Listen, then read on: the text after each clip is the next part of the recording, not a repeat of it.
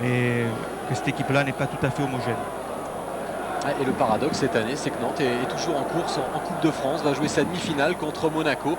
C'est ce qui était arrivé à Nice il y a 3 ans, on se souvient. Nice avait gagné la coupe et puis était descendu en D2. On y pense du côté de Nantes à ce malheur à la fois niçois.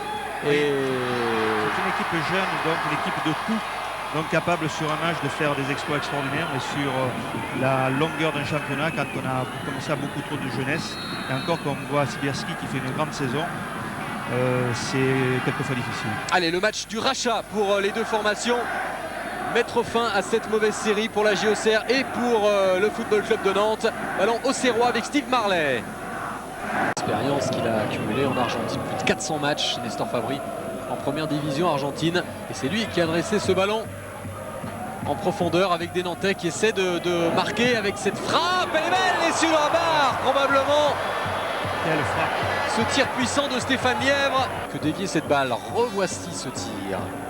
Frappé bien, coup de pied, et je crois que... il la touche quand même. Oui. Fabien Cole la dévie.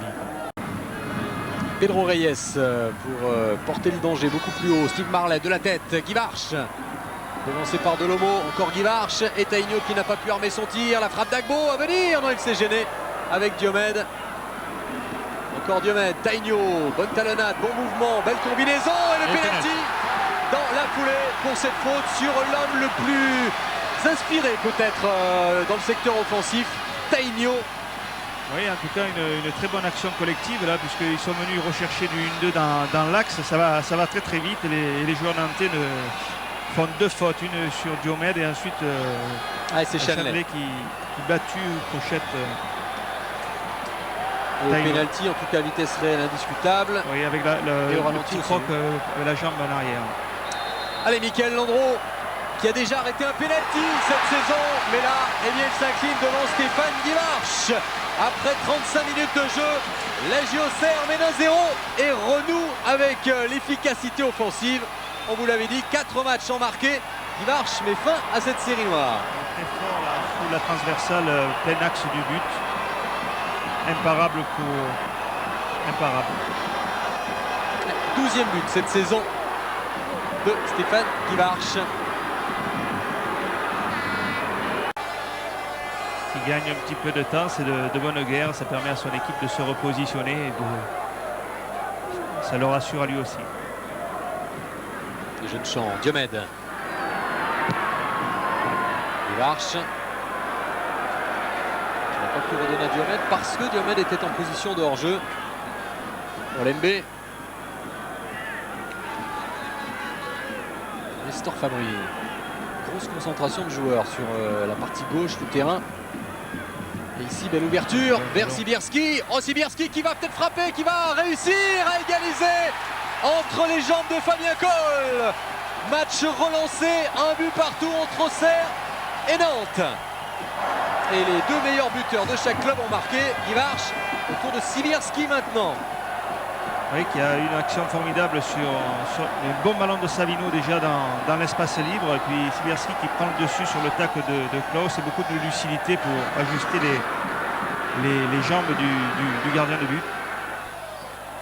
En tout cas, Nantes qui revient très rapidement au score et qui a su jouer de son avantage numérique. Avec tout de suite la réaction de Bernard Diomède, belle frappe et la claquette décisive de Michael Landreau. La réplique ne s'est pas fait attendre. Avec 2 beaux gestes, la frappe de Diomède enveloppée et la claquette de Landreau en bout de course. C'était très spectaculaire et parfait.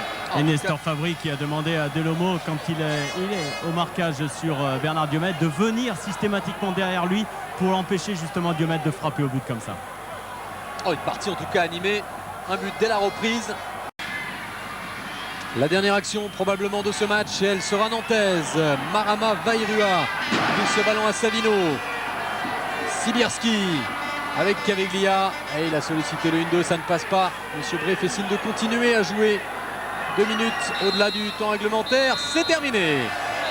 Oui, terminé, match avec beaucoup de rythme pendant les 90 minutes et on a l'impression que personne n'est heureux de ce résultat. Tout le monde a conscience d'avoir peut-être perdu les 2 points qui leur 2 points supplémentaires qu'il leur fallait. Et en tout cas, pas les supporters de la Baie des Champs, ni même les 500 supporters nantais qui ont fait le déplacement.